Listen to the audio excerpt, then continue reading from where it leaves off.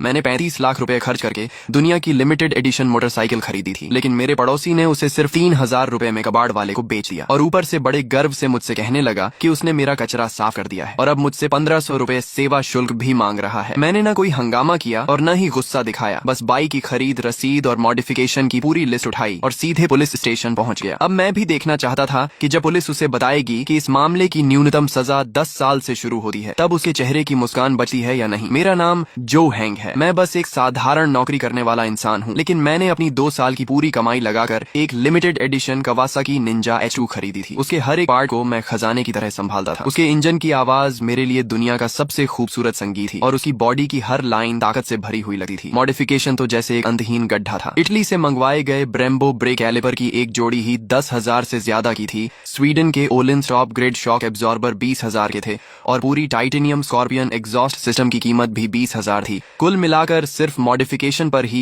1,20,000 रुपए से ज्यादा खर्च हो चुके थे। ये बाइक सिर्फ एक वाहन नहीं थी, ये मेरी जवानी की याद थी, साधारण जिंदगी से लड़ने का मेरा सबसे बड़ा सहारा थी। मैंने उसे बिल्डिंग के नीचे एक ऐसे कोने में पार्क किया था जहां किसी को कोई परेशानी नहीं होती थी। हर शाम ऑफिस से लौटकर मैं पहले उसे साफ करता था, फिर ऊपर अपने घर जाता था। बाइक पार्क करने के तीसरे दिन मुझे एक फोन आया। कॉल मेरे पड़ोसी वांग जियानजुन की थी। वह मेरे सामने वाले फ्लैट में रहता था। लगभग 50 साल का रिटायर्ड मजदूर था और हमेशा दूसरों के मामलों में टांग अड़ाने का शौकीन था। किसने समय पर कचरा नहीं फेंका, किसने गाड़ी सही जगह पार्क नहीं की, हर बात में उसकी राय होती थी। लोग उसकी उम्र का सम्मान करते थे, इसलिए उससे बहस करने से बचते थे। हेलो, क्या तुम श्याओ झो हो? फोन उठाते ही उसकी आवाज में अजीब सा घमंड था। जी अंकल, मैं ही हूँ। कोई काम था? मैंने पूछा। नीचे जो मोटरसाइकिल खड़ी है वो तुम्हारी है ना? ये सुनते ही मेरा दिल धक से रह गया। हाँ, मेरी है। क्या हुआ? बहुत परेशानी कर रही थी। उसकी आवाज और ऊंची हो गई। हर दिन वहाँ खड़ी रहती थी, लोगों के चलने में दिक्कत होती थी। मैंने भौहें सिकोड़ ली। बाइक तो फूलों की क्यारी के पास एक खाली जगह पर खड़ी थी और किसी का रास्ता बिल्कुल नहीं रोकती थी। अंकल, वह जगह किसी को परेशान नहीं कर रही थी। क्या मतलब परेशान नहीं कर रही थी? मैं कह रहा हूँ तो कर रही थी। उसने मेरी बात बीच में ही काट दी। लेकिन चिंता मत करो, मैंने तुम्हारे लिए उसका इंतजाम कर दिया है। ये सुनते ही मेरे मन में बुरा अंदेशा पैदा हो गया। क्या मतलब इंतजाम कर दिया? मैंने पूछा। बेच दिया। उसकी आवाज में घमंड साफ झलक रहा था। मेरा एक कबाड़ वाले दोस्त है, मैंने उसे बेच दिया। मेरा दिमाग सुन्न हो गया। मैंने तुम्हारी बाइक बेच दी। क्या बुरा किया? 2 पहिए और लोहे के कुछ टुकड़े ही तो थे। 3,000 रुपए मिल गए। तुम्हें तो मेरा शुक्रिया अदा करना चाहिए। मेरी 35 लाख की बाइक उसकी नजर में सिर्फ 3,000 की कबाड़ थी और ऊपर से मुझे उसका धन्यवाद भी करना था। मैंने फोन कसकर पकड़ लिया। मेरी उंगलियों के जोड़ सफेद पड़ गए, लेकिन मैंने खुद को शांत रखा। गुस्सा एक पल में चरम पर पहुंचा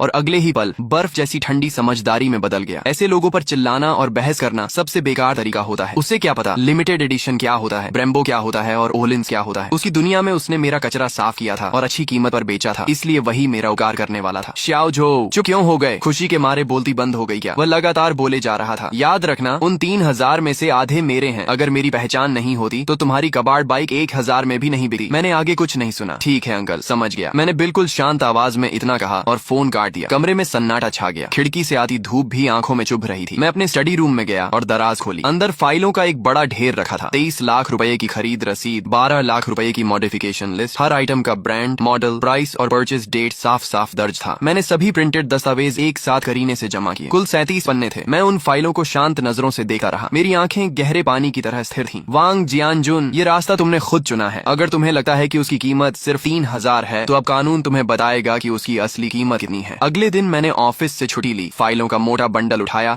और घर के पास वाले पुलिस स्टेशन पहुंच गया। वहां मेरी मुलाकात एक युवा पुलिस अधिकारी ली से हुई। कॉमरेड, क्या समस्या है? उन्होंने मुझे पानी का गिलास देते हुए पूछा। ऑफिसर, मैं रिपोर्ट दर्ज करवाने आया हूँ। मेरी मोटरसाइकिल चोरी हो गई है। अधिकारी ली ने सिर हिलाया और रिपोर्ट बुक निकाल ली। नाम, पहचान पत्र नंबर, मैंने सारी जानकारी दे दी। अब बताइए, बाइक कब और कहाँ से गायब हुई? कल दोपहर मेरे घर के नीचे से। कौन सा मॉडल था? कितने समय से आपके पास थी? खरीद की रसीद है? अधिकारी ली लगातार सवाल पूछते हुए नोट्स लेते जा रहे थे। उनके लिए मोटरसाइकिल या इलेक्ट्रिक स्कूटर चोरी होना एक आम मामला था। Kawasaki ninja H2 limited edition. Oh Kawasaki, उन्होंने सिर हिलाया, लेकिन साफ था कि उन्हें इस मॉडल की असली कीमत का अंदाजा नहीं था। रसीद और बाकी सारे दस्तावेज मेरे पास हैं। मैंने हाथ में पकड़ी फाइल उनके सामने रखी। फाइल काफी मोटी थी, जिसे देखकर वे थोड़ा हैरान हुए। उन्होंने सबसे ऊपर रखी खरीद रसीद उठाई। जैसे ही उनकी नजर 23 लाख रुपए की रकम पर पड़ी, उनका हाथ अचानक रुक गया। उन्होंने सिर उठाकर मुझे दोबारा गौर से देखा। उनकी आंखों में हैरानी साफ दिखाई दे रही थी। कॉमरेड, क्या आपको यकीन है कि यह रसीद असली है? बिल्कुल। मैंने अपना पहचान पत्र और खरीद अनुबंध भी उनके सामने रख दिया। मालिक की सारी जानकारी मेरी है, आप जांच कर सकते हैं। अधिकारी ली का चेहरा गंभीर हो गया। उन्होंने फाइल उठाई और एक एक पन्ना ध्यान से पलटना शुरू कर दिया। ब्रेम्बो ब्रेक कैलिपर की कीमत 12,000 थी। ओलिंस का रियर शॉक एब्जॉर्बर 21,000 का था और स्कॉर्पियन की पूरी एग्जॉस्ट सिस्टम 33,000 की थी। जैसे जैसे अधिकारी ली पन्ने पलटे गए, उनकी गति धीमी होती गई और चेहरे का भाव भी गंभीर होता चला गया। जब वे आखिरी पन्ने तक पहुंचे और कुल रकम 3,54,000 रुपए देखी तो उन्होंने गहरी सांस खींच ली। उनके पास बैठे एक उम्र दराज पुलिस अधिकारी भी आगे झुककर फाइल देखने लगे। कुछ देर बाद अधिकारी ली बोले, मुझे इस मामले की जानकारी हमारे स्टेशन इंचार्ज को देनी होगी। ये कहकर वे फाइल उठाकर जल्दी जल्दी स्टेशन इंचार्ज के ऑफिस की ओर चले गए। मुझे पता था कि मामला अब उसी दिशा में जा रहा है जिसकी मैंने उम्मीद की थी। कुछ हजार रुपए की बाइक चोरी होना और 3.5 लाख रुपए की बाइक चोरी होना पुलिस की नजर में दो बिल्कुल अलग स्तर की घटनाएं थी। पहले मामले में शायद सिर्फ रिपोर्ट लिखी जाती और आपको घर जाकर इंतजार करने को कहा जाता, लेकिन दूसरे मामले में स्पेशल इन्वेस्टिगेशन टीम बनती और तय समय में केस सुलझाने का दबाव होता। कुछ मिनट बाद एक मध्यम उम्र के अधिकारी जिनके कंधे पर 2 पट्टियां और एक सितारा लगा था, अधिकारी ली के साथ बाहर आए। आप मिस्टर जो हैं? उन्होंने पूछा। जी, मैंने खड़े होकर जवाब दिया। मैं इस थाने का प्रभारी हूँ, मेरा नाम झांग है। नमस्ते इंस्पेक्टर झांग, मैंने सम्मान से कहा। अधिकारी ली ने मुझे सारी जानकारी दे दी है। उन्होंने मेज पर रखी फाइलों की ओर इशारा किया। इन सभी दस्तावेजों की कॉपी सबूत के तौर पर रखी जाएगी। आपका मामला बहुत बड़ा है और इसकी प्रकृति भी गंभीर है। हमारा थाना इसे बेहद गंभीरता से ले रहा है। हम तुरंत एक स्पेशल टीम बनाकर जांच शुरू करेंगे और जल्द से जल्द आपकी बाइक वापस लाने की कोशिश करेंगे। मैंने सिर हिलाकर धन्यवाद दिया और फिर कहा, लेकिन जिसने मेरी बाइक ली है शायद मैं जानता हूँ कि वह कौन है। यह सुनते ही इंस्पेक्टर झांग की आंखें चमक उठी। कौन? उन्होंने तुरंत पूछा। मेरा पड़ोसी वांग जियानजुन। इसके बाद मैंने पिछली शाम फोन पर हुई पूरी बातचीत शब्दशः उन्हें सुना दी। मेरी बात खत्म होते ही कमरे में सन्नाटा छा गया। इंस्पेक्टर झांग की भौहें कसकर सिकुड़ गईं। तुम कहना चाहते हो कि तुम्हारे पड़ोसी ने 3.5 लाख रुपए की बाइक को कबाड़ समझकर 3,000 रुपए में बेच दिया? जी, फोन पर उसने यही कहा था। और उसने तुमसे उन 3,000 में से 1,500 रुपए भी मांगे? जी। इंस्पेक्टर झांग कुछ पल चुप रहे। इतने साल पुलिस सेवा में रहने के बावजूद शायद उन्होंने भी ऐसा अजीब मामला कभी नहीं देखा था। ये सिर्फ चोरी नहीं थी, ये मूर्खता, लालच और अज्ञानता का मिश्रण था। अधिकारी ली ने बगल में बैठे वरिष्ठ पुलिसकर्मी से धीरे से पूछा, सर, यह चोरी का मामला है, गबन का है या किसी और की संपत्ति को अवैध रूप से बेचने का? बुजुर्ग अधिकारी ने सिर हिलाया। जो भी हो, रकम 3 लाख से ज्यादा है। इतनी बड़ी राशि में सजा कम से कम 10 साल से शुरू होती है। उनके मुंह से निकला 10 साल। मेरे कानों में अलग ही वजन लेकर गूंजा। वह सिर्फ एक संख्या नहीं थी, वह न्याय का भार था। इंस्पेक्टर झांग ने तुरंत फोन उठाया और आदेश दिया, सभी यूनिट ध्यान दें, 3 मिनट में नीचे इकट्ठा हों, हम मौके पर जा रहे हैं। फिर उन्होंने मेरी ओर देखकर कहा, मिस्टर जो, आपने बहुत समझदारी दिखाई। आपने निजी झगड़ा करने के बजाय कानून पर भरोसा किया। यही सबसे सही तरीका था। अब आगे का काम हमें करने दीजिए। मैंने सिर हिलाया। मुझे पता था कि असली तमाशा अब शुरू होने वाला था। ऑफिस से बाहर निकलते ही मैंने देखा कि कई पुलिसकर्मी तैयार खड़े थे। अधिकारी ली ने मेरी ओर देखकर कहा, चलो इस वांग जियानजुन से मिलते हैं। पुलिस की गाड़ी बिना सायरन बजाए चुपचाप हमारे अपार्टमेंट के नीचे आकर रुकी। मैं, इंस्पेक्टर झांग, अधिकारी ली और 2 अन्य पुलिसकर्मी गाड़ी से उतरे। दोपहर का समय था। सोसाइटी में कई बुजुर्ग और बच्चे घूम रहे थे। जैसे ही लोगों ने पुलिस वालों को हमारी बिल्डिंग की ओर जाते देखा, सबकी नजरें हमारी तरफ मुड़ गईं। हम सीढ़ियां चढ़कर वांग जियानजुन के घर के सामने पहुंचे। अधिकारी ली ने दरवाजा खटखटाया। कौन है? अंदर से उसकी चिड़ी हुई आवाज आई। पुलिस, दरवाजा खोलो। अधिकारी ली की आवाज साफ और मजबूत थी। अंदर अचानक सन्नाटा छा गया। करीब 10 सेकंड बाद दरवाजा थोड़ा सा खुला। वांग जियानजुन ने आधा चेहरा बाहर निकाला। जैसे ही उसने पुलिस वालों और उनके पीछे खड़े मुझे देखा, वह एक पल के लिए स्तब्ध रह गया। अधिकारी साहब, आप लोग किसे ढूंढ रहे हैं? उसने बनावटी मासूमियत से पूछा। इंस्पेक्टर झांग आगे बढ़े और अपना पहचान पत्र दिखाया। एक चोरी के मामले में तुमसे पूछताछ करनी है। चोरी? उसकी आंखें तेजी से घूमी। फिर उसने दरवाजा पूरा खोल दिया और मेरी ओर उंगली दिखाते हुए जोर से बोला, अरे, अगर उस कबाड़ बाई की बात है तो आपको मेरा पक्ष भी सुनना चाहिए। मैंने तो भलाई की थी, नीचे बेकार जगह घेर कर रखी थी, इसलिए मैंने उसे हटवा दिया। अब यह लड़का उल्टा पुलिस बुला लाया। बताइए, क्या कोई ऐसे एहसान का बदला देता है? वह ऐसे बोल रहा था जैसे असली पीड़ित वही हो। शोर सुनकर आसपास के पड़ोसी भी बाहर निकल आए। क्या हुआ? इतनी पुलिस क्यों आई है? सुना है बाइक का मामला है। वही नई बाइक जो झो ने खरीदी थी। इतनी सुंदर बाइक कबाड़ कैसे हो गई? लोग आपस में फुसफुसाने लगे। मैं अब भी चुपचाप खड़ा था और उसे बोलने दे रहा था। इंस्पेक्टर झांग ने बिना भाव बदले पूछा, वांग जियानजुन, हमारे कुछ सवाल हैं, सच सच जवाब देना। क्या वह बाइक तुमने बेची थी? हाँ, मैंने बेची थी, उसने सीना ठोके हुए कहा। 3,000 रुपए में बेची और आधे पैसे इसे देने वाला था, लेकिन इसने तो सीधे पुलिस बुला ली। किसने तुम्हें किसी और की संपत्ति बेचने का अधिकार दिया? इंस्पेक्टर झांग की आवाज ठंडी हो गई। अधिकार? वह बाइक सार्वजनिक जगह घेर कर खड़ी थी। मैं भी इस सोसाइटी का निवासी हूँ, इसलिए मुझे उसे हटाने का हक है और मैंने तो उसके लिए पैसे भी बनवा दिए। मैंने उसकी मदद की है। भीड़ में कई लोग हंस पड़े। ऐसी दलील उन्होंने पहले कभी नहीं सुनी थी। इंस्पेक्टर झांग ने बहस करने की जरूरत नहीं समझी। उन्होंने अधिकारी ली से एक दस्तावेज लिया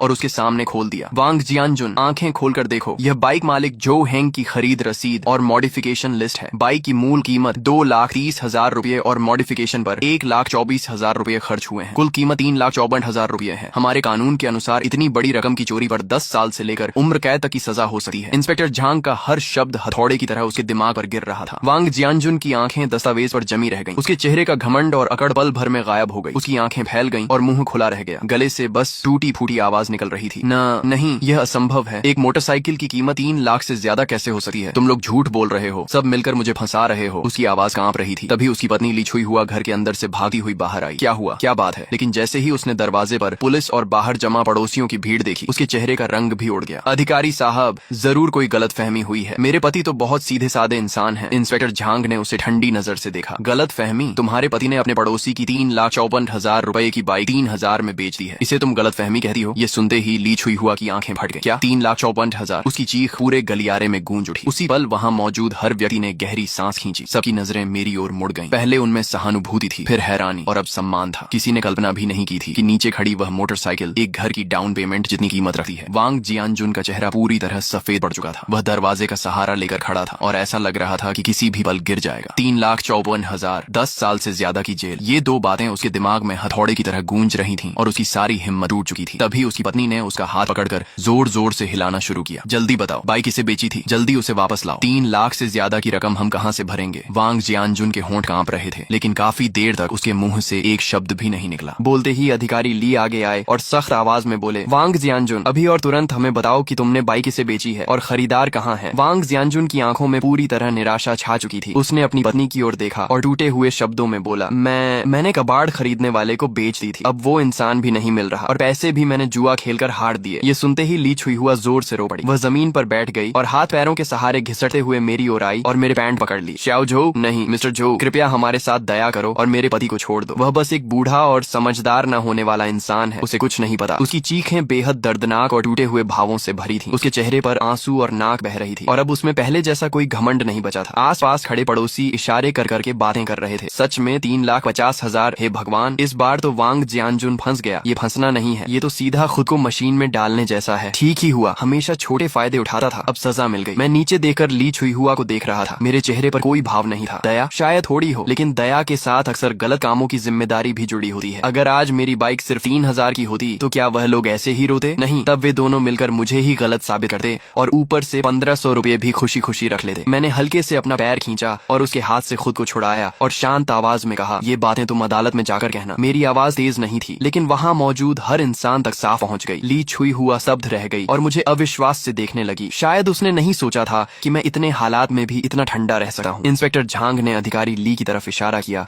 और ली और एक अन्य पुलिसकर्मी आगे आए और वांग जियानजुन को दोनों तरफ से पकड़ लिया। वांग जियानजुन, तुम पर चोरी का आरोप है, अब तुम्हें कानून के तहत पूछताछ के लिए थाने ले जाया जाता है, उन्होंने कहा और ठंडी हथकड़ी उसकी कलाई पर लगा दी। हथकड़ी की क्लिक आवाज उसके पूरे जीवन के अहंकार का अंतिम फैसला जैसी लग रही थी। वांग जियानजुन पूरी तरह टूट गया। उसे लगभग घसीटे हुए ले जाया जा रहा था और वह बड़बड़ा रहा था, नहीं, ऐसा नहीं हो सकता, ये 3 लाख से ज्यादा कैसे हो सकती है? ली छुई हुआ आगे भागने की कोशिश करने लगी, लेकिन एक महिला पुलिसकर्मी ने उसे रोक दिया। आप लोग उसे नहीं पकड़ सकते, वह बूढ़ा है, उसकी तबीयत ठीक नहीं है। इंस्पेक्टर झांग ने गंभीर आवाज में कहा, यह कानून का राज्य है, यहाँ उम्र का बहाना नहीं चलता। उसने अपराध किया है, उसे जिम्मेदारी लेनी होगी। अब रोना बंद करो और सबसे पहले उस खरीदार को ढूंढने की कोशिश करो और बाइक वापस लाओ। यही तुम्हारे पास सजा कम करने का एकमात्र रास्ता है। इसके बाद वह मेरी तरफ मुड़े और बोले, मिस्टर जो, आप भी हमारे साथ आने चलकर बयान दीजिए। मैंने सिर हिलाया और हम सब लोगों की भीड़ के सामने नीचे उतर आए। नीचे पहले से ही पूरी सोसाइटी जमा थी। जैसे ही लोगों ने वांग जियानजुन को हथकड़ी में बाहर आते देखा, भीड़ में हलचल मच गई। मैं पीछे पीछे चल रहा था, मेरा चेहरा शांत था। मैंने लोगों की बातें सुनी। ये लड़का तो बहुत सख्त निकला, कोई रहम नहीं किया। सख्त क्या? अगर तुम्हारी 30 लाख की चीज होती तो तुम क्या करते? सही किया, ऐसे आदमी पर नरमी नहीं होनी चाहिए। मैं लगभग हंस ही पड़ा। सच में, जैसा बाप वैसा बेटा। उसके बाप ने 35 लाख की बाइक को 3,000 में बेच दिया और उसे लगता है कि 5,000 युआन देकर सब कुछ निपटा देगा। तुम्हें लगता है मेरी बाइक की कीमत सिर्फ 5,000 है? एक मोटरसाइकिल की आखिर कितनी कीमत होगी? 5,000 कम नहीं होते। वांग बिन की आवाज बेहद अधीर थी। ज्यादा नखरे मत दिखाओ, मैं बता रहा हूँ, अगर मेरे पापा को कुछ भी हुआ तो तुम्हारा भी अच्छा नहीं होगा। यह एक खुली धमकी थी। मुझे गुस्सा नहीं आया, बल्कि मैं मुस्कुरा दिया। ठीक है, मैं इंतजार करूंगा। और हाँ, तुम्हें एक बात याद दिला दूं, तुम्हारी ये कॉल कंप्लेनेंट को धमकाने और जुडिशियल फेयरनेस में बाधा डालने के दायरे में आती है और मैंने पूरी रिकॉर्डिंग भी कर रखी है। इतना कहकर मैंने सीधे फोन काट दिया। फोन के दूसरी तरफ वांग बिन का चेहरा शायद हरा पड़ गया होगा। मैंने मोबाइल की रिकॉर्डिंग स्टेशन इंचार्ज झांग के सामने चला दी। झांग साहब का चेहरा तुरंत इतना गंभीर हो गया मानो उससे पानी टपकने लगे। बहुत बढ़िया, क्या परिवार है। बूढ़ा अज्ञान और बेखौफ, छोटा घमंडी और दबंग, ये लोग खुलेआम कानून को चुनौती दे रहे हैं। उन्होंने वॉकी टॉकी उठाया और ठंडी आवाज में आदेश दिया, टेक्निकल टीम, अभी इसी नंबर की लोकेशन ट्रेस करो। एक्शन टीम तैयार रहे। आज मैं पूरे परिवार को सीधा अंदर भेजूंगा। सीसीटीवी फुटेज जल्दी ही निकाल ली गई। झांग साहब के गुस्से की वजह से पुलिस स्टेशन की एफिशिएंसी अपने चरम पर पहुंच गई थी। कॉलोनी के गेट वाले कैमरे में कल दोपहर का दृश्य साफ दिखाई दे रहा था। एक पुरानी इलेक्ट्रिक 3 व्हीलर एक तिरपाल से ढकी मोटरसाइकिल को लादे धीरे धीरे इलाके से बाहर निकल रही थी। हालांकि बाइक ढकी हुई थी, लेकिन उसका खास शेप और साइज साफ बता रहा था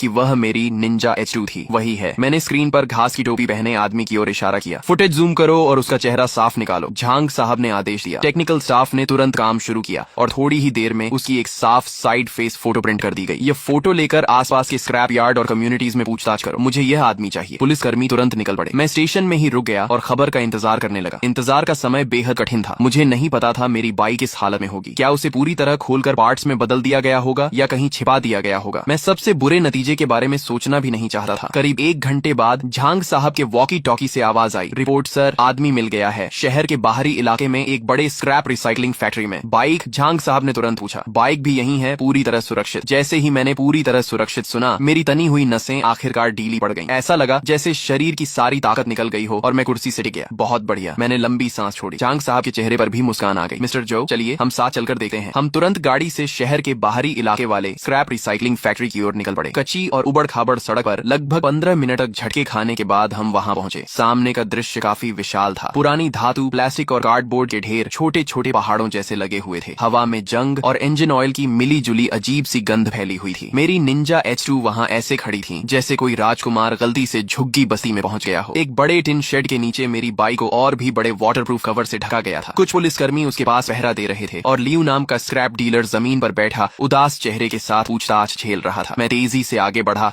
और एक झटके में कवर हटा दिया। वही परिचित कवासाकी ग्रीन रंग फिर से मेरी आंखों के सामने था। बाइक थोड़ी गंदी हो गई थी, उस पर धूल जमी हुई थी। बाएं साइड मिरर पर हल्की सी खरोंच थी। इसके अलावा सब कुछ ठीक था। Brembo brake calipers, Olin suspension और अक्रापोविच एग्जॉस्ट सब अपनी जगह मौजूद थे। मैंने हाथ बढ़ाकर बाइक की ठंडी बॉडी को हल्के से छुआ। दिल में अनगिनत भाव उमड़ पड़े। ऐसा लग रहा था जैसे कोई खोया हुआ खजाना वापस मिल गया हो। ऑफिसर ली उस समय बॉस लियू का बयान लिख रहे थे। बताओ क्या हुआ था? लियू रोने जैसा चेहरा बनाकर बोला, ऑफिसर मैं बेगुनाह हूँ। उस वांग नाम के आदमी ने कसम खाकर कहा था कि यह उसके बेटे की बेकार पड़ी टूटी फूटी बाइक है जो जगह घेर रही है और वह इसे हटवाना चाहता है। मुझे बाइक अच्छी लगी तो मैंने एक सवाल पूछ लिया। उसने कहा 3000 युआन दो और अभी ले जाओ। मुझे भी शक हुआ था। ये बाइक किसी भी तरह कबाड़ नहीं लग रही थी, लेकिन मैंने सोचा मुफ्त का मौका है, छोड़ना बेवकूफी होगी, इसलिए मैंने उसे 3000 दिए और बाइक ले आया। ऑफिसर ली ने ठंडी आवाज में कहा, यह साफ साफ स्टोलन प्रॉपर्टी खरीदने का मामला है। तुम जानते थे कि सामान की ओरिजिन संदिग्ध है, फिर भी सस्ते में खरीद लिया। लियू ने जल्दी से सफाई दी। मेरा ऐसा इरादा नहीं था। बाइक लाने के बाद मुझे भी लगने लगा कुछ गड़बड़ है। ये बाइक बहुत नई थी, इसके पार्ट्स में पहचान भी नहीं पा रहा था, लेकिन महसूस हो रहा था कि ये बेहद महंगे हैं। मैं एक स्क्रैप कलेक्टर हूँ, ऐसी चीज खोलने की हिम्मत कैसे करता। मैंने बस सोचा था पहले इसे छिपा देता हूँ, फिर मामला शांत होने पर किसी बाइक एक्सपर्ट से पूछूंगा और अच्छी कीमत पर बेचने की कोशिश करूंगा। मैं कसम खाता हूँ मैंने इंजन तक स्टार्ट नहीं किया। उसकी बातों ने दूसरी तरफ से मेरी बाइक की वैल्यू साबित कर दी। एक स्क्रैप कलेक्टर तक समझ गया था कि यह कोई साधारण बाइक नहीं है। सिर्फ वांग जियानजुन जैसा अज्ञानी और घमंडी इंसान ही इसे कबाड़ समझ सकता था। झांग साहब मेरे पास आए और मेरे कंधे पर हाथ रखा। मिस्टर जो, हमने अपना वादा निभा दिया, आपकी बाइक वापस मिल गई। धन्यवाद झांग साहब, और सभी ऑफिसर्स का भी बहुत बहुत धन्यवाद। मैंने दिल से उनका धन्यवाद किया। यह तो हमारा कर्तव्य है, झांग साहब ने कहा। अब यह बाइक केस से जुड़ा सबूत है, इसलिए फिलहाल हमारी कस्टडी में रहेगी। जब केस की सुनवाई पूरी हो जाएगी तब इसे आपको वापस सौंप दिया जाएगा। मैंने समझदारी से सिर हिलाया। इसके अलावा नुकसान सिर्फ खरोंच तक सीमित नहीं है। यह एक लिमिटेड एडिशन बाइक है। किसी भी गैर आधिकारिक तरीके से इसे हिलाने या स्टोर करने से इसकी पेंट सरफेस, इलेक्ट्रिकल सिस्टम और परफॉर्मेंस पर संभावित असर पड़ सकता है। इन सबकी प्रोफेशनल इंस्पेक्शन और असेसमेंट होनी चाहिए। मेरी बात सुनकर झांग साहब एक पल के लिए चौंके, फिर सिर हिलाया। तुम सही कह रहे हो, हम तुम्हारी राय पूरी तरह अप्रेजल एजेंसी तक पहुंचाएंगे। अब मामला लगभग खत्म हो चुका था। चोरी का सामान भी मिल गया था और आरोपी भी पकड़ लिए गए थे। वांग जियानजुन पर चोरी का आरोप लगभग तय हो चुका था। जहां तक बॉस लियू की बात ही, वह चोरी का सामान खरीदने के अपराध से नहीं बच सकता था, लेकिन क्योंकि उसने पूरा सहयोग किया था और बाइक भी सुरक्षित थी, इसलिए संभवतः उसे हल्की सजा मिलेगी। इसी दौरान दूसरी टीम के पुलिसकर्मियों से भी खबर आई। वांग जियानजुन का बेटा वांग बिन उसकी अपनी कंपनी में मिल गया था और उसे भी पुलिस स्टेशन लाया जा चुका था। झांग साहब ने मेरी तरफ देकर मुस्कुराते हुए कहा, मिस्टर जो, आज स्टेशन में काफी हलचल होने वाली है, चलिए वापस चलते हैं और देखते हैं कि उस लड़के के पास अब क्या कहने को बचा है। हम स्टेशन लौटे। अंदर प्रवेश करते ही मैंने देखा कि एक सूट पहना हुआ, बालों में चमकदार तेल लगाए एक युवा आदमी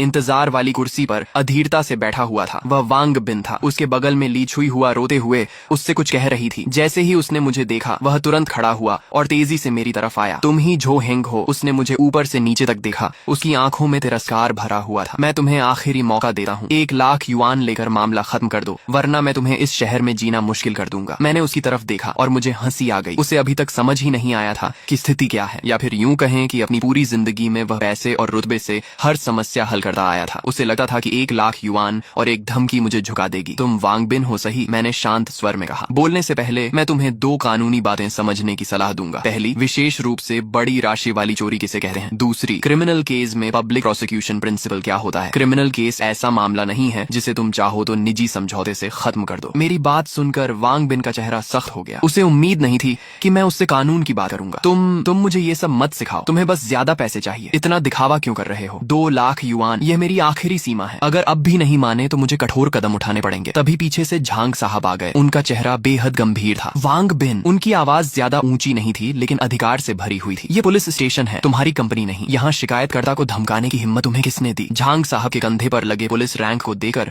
वांग बिन की अकड़ तुरंत आधी रह गई। मैंने उन्हें धमकाया नहीं, मैं तो बस समझौता करना चाहता था। समझौता? झांग साहब ने ठंडी हंसी हंसते हुए कहा, तुम्हारे पिता ने 35 लाख युआन की चीज चुराई और तुम 2 लाख युआन देकर समझौता करना चाहते हो। काफी समझदार हिसाब लगाते हो। और फोन पर मिस्टर जो को धमकाने वाली रिकॉर्डिंग भी हमारे पास मौजूद है। जुडिशियल फेयरनेस में बाधा डालने और मलिशियस डेफेमेशन का एक और आरोप जोड़ लो। लगता है तुम अपने पिता का साथ देने जेल जाना चाहते हो। झांग साहब की हर बात वांग बिन के दिल पर हथौड़े की तरह पड़ रही थी। उसके माथे पर ठंडा पसीना आ गया। आखिरकार उसे समझ में आया कि यह कोई छोटी मोटी परेशानी नहीं थी जैसी वह पहले संभालता आया था। उसके बगल में बैठी ली छुई हुआ तो डर के मारे रोना भी भूल चुकी थी और सिर्फ कांप रही थी। ऑफिसर, गलतफहमी है, सब गलतफहमी है। वांग बिन का स्वर अचानक नरम हो गया। उसने चेहरे पर जबरदस्ती मुस्कान लाने की कोशिश की जो रोने से भी ज्यादा बदसूरत लग रही थी। मैं अभी बिजनेस ट्रिप से लौटा हूँ, मुझे पूरी बात पता नहीं थी। गुस्से में गलती हो गई, कृपया बुरा मत मानिए। मेरे पिताजी ने जानबूझकर ऐसा नहीं किया, बस उम्र के कारण उनका दिमाग ठीक से काम नहीं कर रहा था। लेकिन झांग साहब उसकी बातों में आने वाले नहीं थे। जानबूझकर किया या नहीं इसका फैसला कानून करेगा। अभी वांग जियानजुन पर चोरी का आरोप है, लियू पर चोरी का सामान खरीदने का और तुम पर जुडिशियल फेयरनेस में बाधा डालने का। तुम सबकी जांच होगी। ऑफिसर ली, इन माँ बेटे को भी पूछताछ कक्ष में ले जाइए और अलग अलग पूछताछ कीजिए। ऑफिसर ली आगे बढ़े और उन्हें चलने का इशारा किया। वांग बिन का चेहरा पूरी तरह सफेद पड़ गया। उसने मदद की उम्मीद में मेरी तरफ देखा लेकिन मैंने केवल ऐसा भाव दिया मानो मैं कुछ नहीं कर सकता। अगर पहले समझदारी दिखाई होती तो आज यह दिन नहीं देखना पड़ता। जब उन्हें ले जाया गया तो ऑफिस आखिरकार शांत हो गया। झांग साहब ने मुझे एक गिलास पानी दिया। मिस्टर जो, आपको यह तमाशा देखना पड़ा। कोई बात नहीं, दुनिया बड़ी है और हर तरह के लोग होते हैं। झांग साहब ने आह भरी। सच है, यह परिवार जरूरत से ज्यादा बिगड़ चुका है। मैंने अभी वांग बिन की जांच करवाई है। उसकी खुद की एक छोटी कंपनी है और बाहर भी वह हमेशा दबंगई करता फिरता है। उसे लगता है कि पैसा हर समस्या हल कर सकता है। इस बार उसे लॉ बेस्ड सोसाइटी की अच्छी शिक्षा मिलेगी। इसके बाद सब कुछ तय प्रक्रिया के अनुसार चलता गया। वांग जियानजुन ने चोरी के अपराध को पूरी तरह स्वीकार कर लिया। बॉस लियू ने भी माना कि उसने लालच में आकर संदिग्ध स्रोत वाली बाइक सस्ते में खरीद ली थी। वांग बिन और ली छुई हुआ भी रिकॉर्डिंग और कानून के दबाव के सामने सारी सच्चाई बताने पर मजबूर हो गए। क्योंकि सबूतों की चेन पूरी थी और तथ्य स्पष्ट थे, इसलिए मामला जल्द ही प्रोसिक्यूटर ऑफिस को भेज दिया गया। उधर मैंने भी एक वकील नियुक्त कर लिया जो सिविल कॉम्पेंसेशन लॉ सूट संभालने वाला था। मेरी मांग बहुत सीधी थी। पहली, वांग जियानजुन की क्रिमिनल रिस्पॉन्सिबिलिटी तय हो और किसी भी हालत में उसे माफी न मिले। दूसरी, वह मेरी सारी आर्थिक हानि की भरपाई करे। इसमें बाइक की डिप्रिशिएशन कॉस्ट, प्रोफेशनल इंस्पेक्शन और रिपेयर फीस, साथ ही बाइक चोरी होने के दौरान मेरे ट्रांसपोर्टेशन एक्सपेंसेस भी शामिल थे। वकील ने मेरे सारे बिल्स और सबूतों की जांच के बाद अनुमान लगाया कि कॉम्पेंसेशन कम से कम 40 लाख युआन होगा, उससे कम नहीं। जब यह खबर वांग बिन तक पहुंची तो सुना गया कि उसने गुस्से में घर का एक एंटीक वेस तोड़ दिया। अगले कुछ दिनों में मैं पूरी कॉलोनी का मशहूर व्यक्ति बन गया। लोग मुझे सम्मान और डर के मिश्रण वाली नजरों से देखने लगे। अब कोई भी मेरे घर के सामने गलत तरीके से गाड़ी पार करने या सीढ़ियों में कचरा फेंकने की हिम्मत नहीं करता था। पूरी कॉलोनी का माहौल जैसे अचानक सुधर गया था। दूसरी तरफ वांग जियानजुन का परिवार सबकी नजरों में गिर चुका था। वे तरह तरह के तरीके अपनाने लगे। पहले रिश्तेदारों और दोस्तों के जरिए मुझसे सिफारिश करवाने की कोशिश की लेकिन मैं किसी से नहीं मिला। बाद में वांग बिन ने पैसे से मामला खत्म करने की कोशिश की। उसने कॉम्पेंसेशन की रकम 20 लाख से बढ़ाकर 30 लाख और फिर 35 लाख कर दी। लेकिन मैंने अपने वकील से हर बार साफ इनकार करवा दिया। ये पैसे का मामला नहीं था बल्कि सिद्धांत का था। कुछ लोगों को एक बार इतनी जोर से चोट पहुंचानी पड़ती है कि वे जिंदगी भर सम्मान करना सीख जाएं। जब उन्हें लगा कि कोई रास्ता नहीं बचा है तो ली छुई हुआ हर किसी के सामने रो रो कर कहने लगी कि मैं निर्दयी हूँ और उनके पूरे परिवार को बर्बाद करना चाहता हूँ। कुछ ऐसे बुजुर्ग जो सच्चाई नहीं जानते थे या हमेशा बीच बचाव करना चाहते थे, वे भी मेरी आलोचना करने लगे। मॉरल किडनैपिंग हमेशा कुछ लोगों का सबसे सस्ता हथियार होता है, लेकिन मैंने किसी से बहस नहीं की। मैंने चुपचाप एक दस्तावेज प्रिंट किया और बिल्डिंग के नोटिस बोर्ड पर चिपका दिया। वह प्रोसिक्यूटर ऑफिस द्वारा जारी किया गया वांग जियानजुन का अरेस्ट अप्रूवल नोटिस था। उसके नीचे मैंने अपने हाथ से एक पंक्ति लिखी थी, अज्ञानता अपराध से बचने का बहाना नहीं है, कानून के सामने सभी बराबर हैं। नोटिस बोर्ड के सामने मेरी वह घोषणा। उस अरेस्ट अप्रूवल नोटिस की फोटोकॉपी किसी भी बहस या सफाई से कहीं ज्यादा ताकतवर साबित हुई। जो पड़ोसी पहले मुझे बड़ा दिल रखने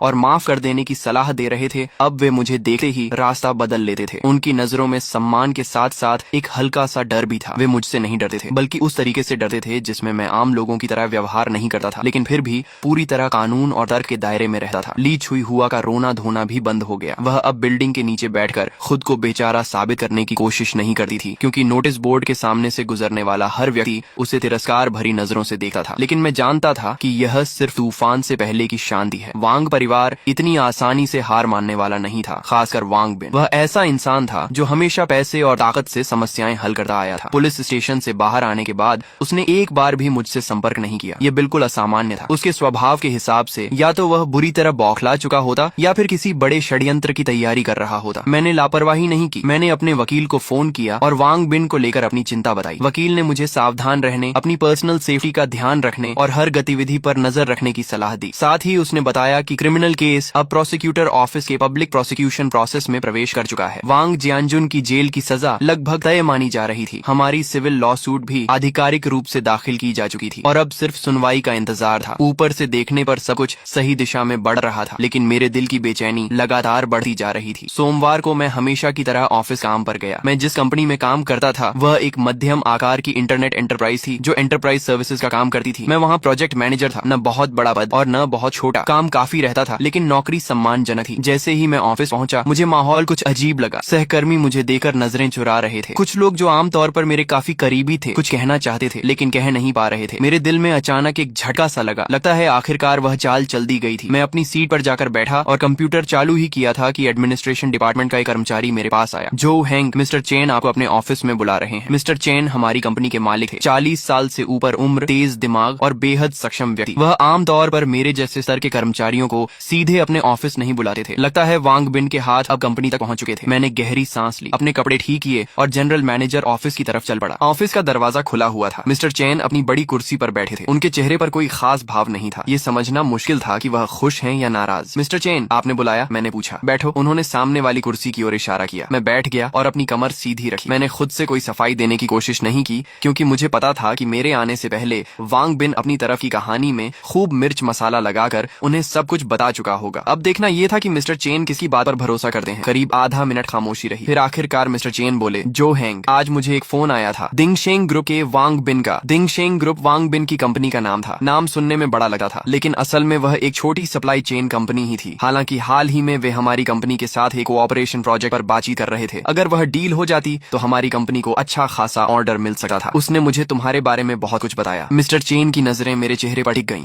जैसे वह मेरी प्रतिक्रिया पढ़ना चाहते हो। उसका कहना है कि तुम एक बुजुर्ग पड़ोसी को जेल भिजवाने पर तुले हुए हो। उसने यह भी कहा कि तुम ब्लैकमेल कर रहे हो और 40 लाख युआन का कॉम्पेंसेशन मांग रहे हो। उसका दावा है कि तुम्हारा कैरेक्टर प्रॉब्लमैटिक है और तुम्हें कंपनी में रखना हमारे लिए रिस्क हो सकता है। उन्होंने वांग बिन की बातों को शांत स्वर में दोहराया, लेकिन मैं महसूस कर सकता था कि इस शांति के पीछे एक निर्णय लेने वाले व्यक्ति की गहरी जांच छिपी हुई थी। शायद मेरी नौकरी का भविष्य इसी बातचीत पर निर्भर था। मैंने तुरंत विरोध नहीं किया। जब वह बोल चुके तब मैंने धीरे से कहा, मिस्टर चेन, क्या उसने आपको बताया कि मेरे उस पड़ोसी ने मेरे साथ क्या किया था? मिस्टर चेन ने सिर हिलाया। नहीं, उसने बस इतना कहा कि यह एक मामूली पड़ोसी विवाद था। मैं मुस्कुरा दिया। मेरे पास एक मोटरसाइकिल है जिसे मैंने 35 लाख युआन में खरीदा था। मेरे पड़ोसी ने मेरी गैर मौजूदगी में उसे कबाड़ समझकर सिर्फ 3000 युआन में बेच दिया। फिर उसने मुझे फोन करके कहा कि वह मुझे 1500 युआन हिस्सा देने को तैयार है। उसके बाद उसका बेटा यानी वांग बिन मुझे फोन पर धमकाने लगा कि मैं 5 लाख युआन लेकर मामला खत्म कर दूं। जब मैंने मना कर दिया तो वह पुलिस स्टेशन तक आ गया और पुलिस वालों के सामने मुझे धमकाने लगा कि वह मुझे इस शहर में जीने नहीं देगा। क्या उसने आपको यह सब बताया? मेरी हर बात के साथ मिस्टर चेन की भौहें और सिकुड़ती गईं। जब मैं बोल चुका तो उनका चेहरा काफी गंभीर हो चुका था। मैंने अपना ब्रीफकेस खोला और वही दस्तावेज निकाले जो पहले पुलिस को दिए थे। बाइक की परचेस इनवॉइस, मॉडिफिकेशन लिस्ट और इंपोर्ट कस्टम्स डिक्लेरेशन। मैंने उन्हें धीरे से उनकी मेज पर रख दिया। फिर मैंने अपना मोबाइल निकाला और एक रिकॉर्डिंग चला दी। मैं बता रहा हूँ, अगर मेरे पापा को कुछ हुआ तो तुम्हारा भी अच्छा नहीं होगा। वांग बिन की घमंडी आवाज शांत ऑफिस में बेहद कर्कश लग रही थी। अब मिस्टर चेन के चेहरे को सिर्फ खराब नहीं कहा जा सकता था, वह पूरी तरह सख्त और गंभीर हो चुका था। उन्होंने मेज पर रखे दस्तावेज तेजी से पलटने शुरू किए। जब उनकी नजर उन महंगे मॉडिफिकेशन पार्ट्स की सूची पर गई तो उनकी आंखों में हैरानी की झलक दिखी। रिकॉर्डिंग खत्म होने के बाद उन्होंने सिर उठाकर मेरी तरफ देखा। उनकी नजरें बदल चुकी थीं। जो हैंग, तो तुम भी एक एंथुसियास्ट हो? मैं एक पल के लिए चौंका, लेकिन फिर समझ गया। मिस्टर चेन, क्या आपको भी गाड़ियों का शौक है? मिस्टर चेन मुस्कुराए। वह उठकर ऑफिस के एक कोने में रखी अलमारी तक गए और उसका दरवाजा खोला। अंदर फाइलें नहीं बल्कि कई शानदार कार मॉडल्स रखे हुए थे। उनमें से एक पोर्श 911 GT3 का मॉडल भी था। जब मैं जवान था तब मुझे भी गाड़ियों का बहुत शौक था। बाद में उम्र बढ़ी और समय कम हो गया। अब बस यही मॉडल्स बची हुई यादें हैं। उन्होंने पोर्श मॉडल उठाया और हल्के से उसकी धूल साफ की। Brembo brakes, Ohlins suspension, इन चीजों के पीछे दो तरह के लोग पागल होते हैं, या तो बिना सोचे समझे दिखावा करने वाले, या फिर वे लोग जिन्हें मशीनों और परफॉर्मेंस से सच्चा प्यार होता है। मुझे लगा है तुम दूसरी श्रेणी में आते हो। ये कहते हुए वह मेरी ओर मुड़े। तुमने इस मामले को बहुत अच्छी तरह संभाला मूर्खता और घमंड का सामना हमेशा सबसे शांत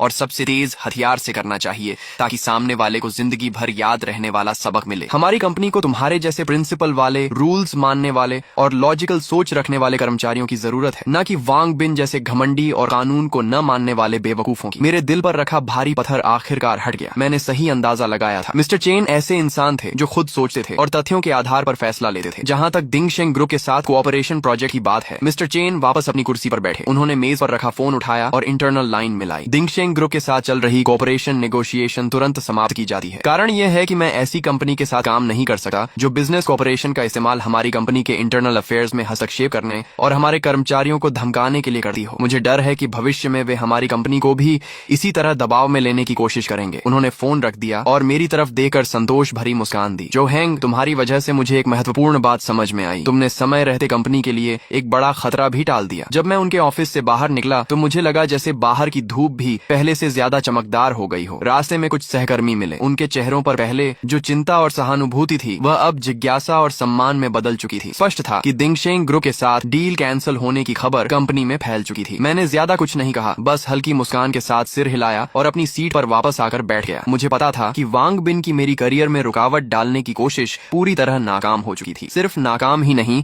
उसने खुद अपने पैरों पर कुल्हाड़ी मार ली थी। उस जैसी छोटी कंपनी के लिए हमारी कंपनी एक बहुत महत्वपूर्ण पोटेंशियल क्लाइंट थी। यह कॉन्ट्रैक्ट खोना उसके लिए निश्चित रूप से भारी नुकसान था। उसी शाम मेरे वकील का फोन आया। मिस्टर जो, आपको एक अच्छी खबर दूं, आपकी बाइक की डैमेज असेसमेंट रिपोर्ट आ गई है और नतीजे हमारी उम्मीद से भी बेहतर हैं। उनकी आवाज में उत्साह साफ झलक रहा था। कैसे? मैंने पूछा। असेसमेंट एजेंसी ने बहुत प्रोफेशनल काम किया है। उन्होंने सिर्फ साइड मिरर की स्क्रैच रिपेयर कॉस्ट का ही आकलन नहीं किया, बल्कि हमारे उस तर्क को भी स्वीकार किया है कि लिमिटेड एडिशन व्हीकल को गैर आधिकारिक तरीके से हिलाने और स्टोर करने से संभावित नुकसान हो सकता है। रिपोर्ट में कहा गया है कि बाइक को गैर पेशेवर लोगों द्वारा गैर पेशेवर उपकरणों से ट्रांसपोर्ट किया गया और खराब माहौल में रखा गया, जिससे उसकी पेंट सरफेस पर कई सूक्ष्म स्क्रैचेस आई हैं जो सामान्य आंखों से दिखाई नहीं देती। साथ ही उसके प्रिसीजन इलेक्ट्रॉनिक सिस्टम्स में नमी और धूल जमा होने का भी जोखिम पैदा हुआ है। रिपोर्ट में पूरे वाहन की highest standard deep cleaning, maintenance और सिस्टम इंस्पेक्शन की सिफारिश की गई है। इन सभी खर्चों को जोड़ने पर डायरेक्ट इकोनॉमिक लॉस 48,000 युआन आंका गया है। उन्होंने थोड़ी देर रुकर आगे कहा, और यह तो सिर्फ शुरुआत है, इसमें वह हिडन लॉस शामिल नहीं है जो बाइक की चोरी की घटना के कारण सेकंड हैंड मार्केट वैल्यू में कमी के रूप में हुआ है। इस पर भी एक्सपर्ट्स ने ओपिनियन दिया है और अनुमान लगाया है कि बाइक की कीमत में 10% से 15% तक की गिरावट आई है। यानी सिर्फ वाहन के नुकसान के आधार पर ही हम कम से कम 80,000 युआन से अधिक कॉम्पेंसेशन क्लेम कर सकते हैं। मैं उनकी बात सुनते हुए मन ही मन उनकी प्रोफेशनलिज्म की और भी ज्यादा इज्जत करने लगा। वास्तव में प्रोफेशनल काम हमेशा प्रोफेशनल्स को ही सौंपना चाहिए, लेकिन वकील अभी रुके नहीं। और यह सबसे महत्वपूर्ण बात भी नहीं है। सबसे महत्वपूर्ण यह है कि यह रिपोर्ट क्रिमिनल केस की सेंटेंसिंग बेसिस के रूप में प्रोसिक्यूटर ऑफिस को भेजी जाएगी। पहले क्योंकि बाइक बरामद हो गई थी, इसीलिए कोर्ट सजा तय करते समय कुछ नरमी बरत सकता था, लेकिन अब जब यह साबित हो गया है कि इस घटना ने गंभीर परिणाम पैदा किए हैं, तो वांग जियानजुन का अपराध और मजबूत हो गया है। मुझे लगता है कि 10 साल से ज्यादा की सजा से वह बच नहीं पाएगा। फोन कटने के बाद मेरे मन में मिश्रित भावनाएं थीं। मैं कोई क्रूर इंसान नहीं था और न ही किसी को बर्बाद करने में मुझे आनंद आता था, लेकिन जिस क्षण वांग जियानजुन ने मेरी बाइक बेच दी थी, उसी क्षण उसने अपने लिए सबसे गंभीर परिणाम तय कर लिए थे। अज्ञानता और मूर्खता कभी भी अपराध से बचने का बहाना नहीं बन सकती। अगले कुछ दिनों तक वांग बिन पूरी तरह गायब रहा। मुझे खबर मिली कि दिंगशेंग ग्रुप की कैश फ्लो चेन में कुछ समस्याएं आने लगी हैं। मिस्टर चेन अपने बिजनेस सर्कल में काफी प्रभावशाली व्यक्ति थे। उन्होंने खुलकर कह दिया था कि वांग बिन का कैरेक्टर खराब है और उसके काम करने का कोई बॉटम लाइन नहीं है। नतीजतन कई कंपनियां जो पहले उसके साथ काम करने पर विचार कर रही थीं, अब रिस्क असेसमेंट दोबारा करने लगी थीं। बटरफ्लाई इफेक्ट धीरे धीरे सामने आने लगा था। शायद वांग बिन इस समय इतनी समस्याओं में घिर चुका था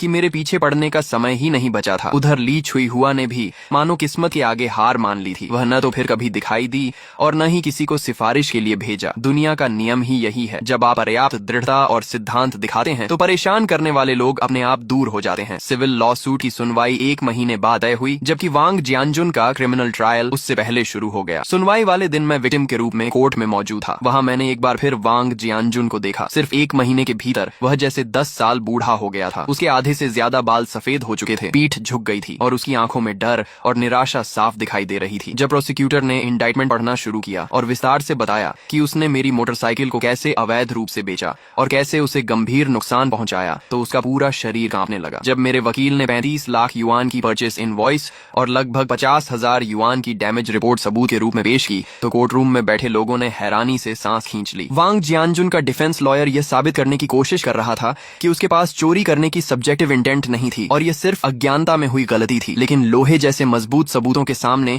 ये दलीलें बेहद कमजोर लग रही थीं। फिर जज ने पूछा, प्रतिवादी, क्या आपको अपने किए पर पछतावा है? वांग जियानजुन ने सिर उठाकर मेरी तरफ देखा। उसकी धुंधली आंखें कांप रही थीं। मैं गलत था, मैं सचमुच गलत था। मुझे आपकी बाइक को हाथ नहीं लगाना चाहिए था। मुझे थोड़े से पैसे के लालच में नहीं पड़ना चाहिए था। उसकी आवाज भर्रा गई थी। ये पहली बार था जब मैंने उसके चेहरे पर सच्चा पछतावा देखा, लेकिन अब बहुत देर हो चुकी थी। कोर्ट कोई सब्जी मंडी नहीं होती और न्याय कोई ऐसी चीज नहीं होती जिस पर मोल भाव किया जा सके। फाइनल स्टेटमेंट के समय मैंने बोलने से इनकार कर दिया क्योंकि मुझे लगा अब कुछ कहने की जरूरत नहीं है। तथ्य खुद सब कुछ बता चुके थे। फिर जज ने फैसला सुनाया। प्रतिवादी वांग जियानजुन चोरी के अपराध का दोषी पाया जाता है। अपराध की राशि अत्यंत बड़ी है और इसके गंभीर परिणाम हुए हैं। तथ्य स्पष्ट हैं और सबूत पर्याप्त हैं। अपराध की परिस्थितियों तथा पश्चाताप को ध्यान में रखते हुए उसे 11 वर्ष के फिक्स टर्म इम्प्रिजनमेंट, 3 वर्ष के पॉलिटिकल राइट्स डिप्रीवेशन और 50,000 युआन के फाइन की सजा दी जाती है। फैसला सुनते ही वांग जियानजुन की आंखें पलट गईं और वह सीधे प्रतिवादी की सीट पर ढह गया। दर्शक दीर्घा के कोने से ली छुई हुआ की दिल दहला देने वाली चीख सुनाई दी। मैं शांतिपूर्वक खड़ा हुआ, पीछे मुड़कर नहीं देखा और कोर्ट रूम से बाहर निकल गया। बाहर आसमान बेहद नीला था। मैं जानता था कि वांग जियानजुन का फैसला अब समाप्त हो चुका है, लेकिन वांग बिन और उसके पूरे परिवार की असली परीक्षा अभी शुरू हुई थी। सिविल कॉम्पेंसेशन के 40 लाख युआन अभी भी उनके सिर पर बाकी थे। फैसले के बाद वांग परिवार की दुनिया पूरी तरह बिखर गई। 11 साल की जेल किसी 50 वर्ष से अधिक उम्र के व्यक्ति के लिए क्या मायने रखती है, यह बताने की जरूरत नहीं थी। सुना कि ली छुई हुआ गंभीर रूप से बीमार पड़ गई और आधे महीने से ज्यादा अस्पताल में रही। उधर वांग बिन के सामने और भी बड़ी समस्या खड़ी हो गई। उसके पिता पर 50,000 युआन का फाइन लगाया गया था और मेरी 400,000 युआन की सिविल कॉम्पेंसेशन केस भी समय पर सुनवाई के लिए पहुंच गई। कोर्ट में वांग बिन के वकील ने कॉम्पेंसेशन अमाउंट कम करवाने की पूरी कोशिश की। उन्होंने वाहन को नुकसान पहुंचने की बात तो मानी, लेकिन कॉम्पेंसेशन की रकम पर आपत्ति जताई। उनका कहना था